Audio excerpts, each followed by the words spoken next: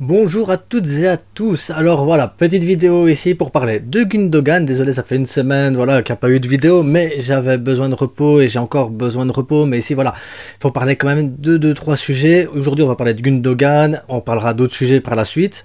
Mais voilà, il y aura un peu moins de vidéos actuellement parce que j'ai besoin de repos. Mais après, rien de dramatique en soi, vous inquiétez pas. De toute façon, on n'est pas là pour parler de moi, on est là pour parler de Gundogan aujourd'hui, du Barça, le mercato et tout ça.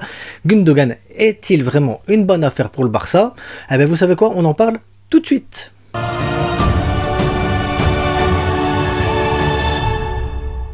Alors, évidemment, on va pas venir nous dire qu'un joueur gratuit de son talent est une mauvaise affaire. Voilà, on va déjà commencer par les bases. Oui, Gundogan est une bonne affaire. Ah ben voilà, la vidéo finalement elle était rapide. C'était bien ça comme vidéo. Tiens, Gundogan, une bonne affaire. Voilà, c'est l'homme qu'il nous fallait. Allez, ciao! Évidemment, je déconne les gars. On va développer un peu plus le truc parce que moi j'ai quand même des craintes avec Gundogan, mais après c'est pas des craintes genre oh là là qu'il va foirer la saison, il va rien non, calmez-vous 2 secondes, c'est juste que j'ai besoin de modérer légèrement le transfert de Gundogan pour la simple et bonne raison que l'année passée on a eu un mercato exceptionnel avec les leviers économiques, on a été chercher Robert Lewandowski, on a été chercher Rafinha, Koundé, on a été chercher des joueurs comme Kessié, puis Marcos Alonso, Bellerin. Vous voyez, il y a eu tout un panel de grands champions qui est arrivé la saison passée, et dans ce panel-là, il y a des joueurs qui ont floppé.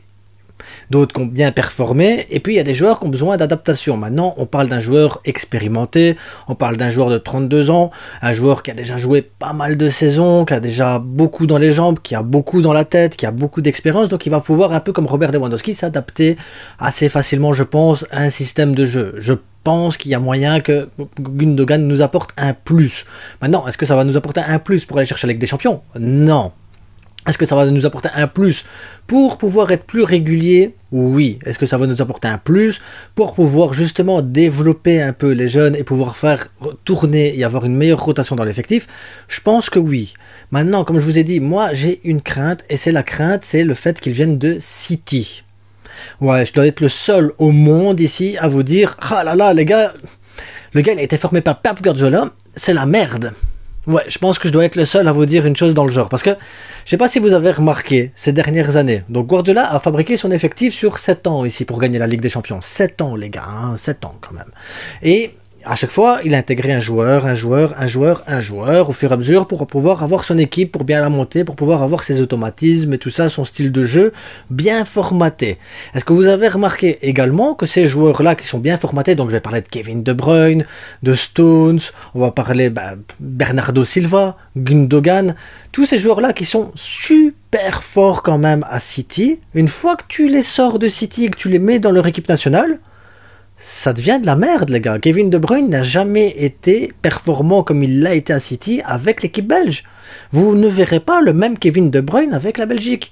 Vous ne verrez pas le même Bernardo Silva avec le Portugal. Vous ne verrez pas le même Stone avec l'Angleterre. Comme Gundogan avec l'Allemagne, c'est pas le même non plus. C'est ça que je veux vous dire, c'est surtout, est-ce que les joueurs qui sont formatés City, estampillés directement à leurs pieds avec City Guardiola, tac, est-ce que ces joueurs-là ont la capacité de pouvoir quitter City pour pouvoir aller jouer dans un autre club?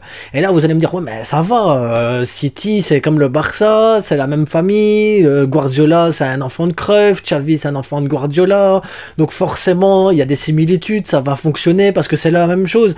Et c'est là que je vous rappelle que non, Xavi, c'est Xavi. Guardiola, c'est Guardiola. Arteta, c'est Arteta. Au cas où, parce que comme on parle d'enfants, de trucs et des gens qui sont formatés pareil et tout ça. Non. Chaque entraîneur a son style. Chaque entraîneur a ses exigences. Chaque entraîneur a sa manière de fonctionner. Guardiola, il serait au Barça, on n'aurait pas la même formation actuelle. C'est sûr et certain. On aurait un Koundé, Aroro, on aurait peut-être Marcos Alonso là derrière, on aurait Christensen en double pivot avec... je sais pas moi, avec Frenkie peut-être, et devant on aurait des Gundogan, on aurait Pedri, on aurait à gauche peut-être autre chose que Baldé, on aurait peut-être Dembélé d'un côté, on aurait même Rafinha peut-être qui jouerait au milieu de terrain, ça serait différent. Guardiola n'a pas la même vision du football que Xavi. Guardiola n'a pas la même façon de voir les choses que Xavi. Et c'est normal, chaque entraîneur a ses trucs, ses spécificités, a ses petite nuance qui fait que chaque joueur a besoin d'un temps d'adaptation. Est-ce que le temps d'adaptation de Gundogan va être suffisant dans ces 2 années pour pouvoir apporter ce qu'il doit apporter? Parce que n'oublions pas que le milieu de terrain, c'est un chantier très important pour Xavi, et c'est un chantier qui demande beaucoup d'exigences, beaucoup d'automatisme, beaucoup de temps, beaucoup de préparation. Même si tu rajoutes un joueur qui a été formé pour jouer au milieu de terrain, est-ce que ce joueur-là va pouvoir à ce moment-là avoir ses automatismes avec un Pedri, avec un Frenkie, quand ils seront présents, ou avec Gavi, ou est-ce qu'à un moment donné, ces joueurs-là vont être absents et il va devoir... Gundogan va devoir jouer peut-être avec Sergi Roberto, avec un milieu défensif qu'on ne connaît pas encore qui va arriver, donc il y a encore ce manque d'automatisme qui va apparaître dans l'effectif. Donc oui, Gundogan, il fallait l'acheter. Oui, Gundogan, il fallait le prendre. Gundogan accepte de venir avec un salaire pas si élevé que ça, parce qu'il aurait pu aller en Arabie Saoudite, donc franchement c'est très bien. Maintenant, moi de mon côté, j'ai pas de souci avec Gundogan. Je sais que Gundogan va arriver dans la rotation, il va être très bien, en titulaire il va être très bien. Je sais également que Gundogan, voilà, avec son expérience et tout ça, il va apporter un plus, il va même pouvoir aider peut-être à des joueurs comme Gavi, comme Pedri, à passer un cap supérieur. Maintenant, est-ce que Gundogan derrière aura l'adaptation et avoir les mêmes performances qu'à City? Là par contre, j'y crois pas. Je pense qu'on va avoir un bon Gundogan, je pense qu'il va nous faire du bien, mais on n'aura pas le Gundogan de City. On aura un Gundogan de Xavi, mais pas parce que Xavi est mauvais, mais parce qu'il faut du temps pour construire un effectif, il faut du temps pour créer des automatismes, il faut du temps pour pouvoir adapter un joueur à un style de jeu. Rafinha, ici, il va rentrer dans sa deuxième saison. Je trouve qu'il avait fait une bonne saison, ça va pour une première saison. Maintenant, il va rentrer dans la deuxième saison, j'attends beaucoup plus de Rafinha, par exemple. Maintenant, ici, Gundogan arrive dans sa première saison, donc j'attends quand même d'un joueur avec son expérience, des performances correctes et des performances bonnes, mais je m'attends pas à ce que deuxième saison il performe encore plus. Enfin, j'y crois. Enfin, ça serait pas mal qu'il stagne et qu'il se fasse des bonnes saisons. Donc on n'aura jamais ce Gundogan là, les gars. Et c'est pour ça que je parle avec modération Gundogan, parce que non, il va pas nous faire gagner la Ligue des Champions. Par contre, est-ce qu'il peut aider à faire passer un cap certains jeunes? Est-ce qu'il peut nous aider dans la rotation et avoir autre chose qu'un Sergi Roberto au milieu de terrain? Oui. Est-ce que ça va être un plus pour nous? Oui, évidemment, ça va être un plus pour nous. Mais c'est surtout modéré. Il faut qu'on se modère un petit peu sur l'arrivée de Gundogan, parce que c'est pas lui qui va te faire passer un cap. Contrairement à ce que j'entends partout, ça y est, Ligue des Champions, on va tout éclater.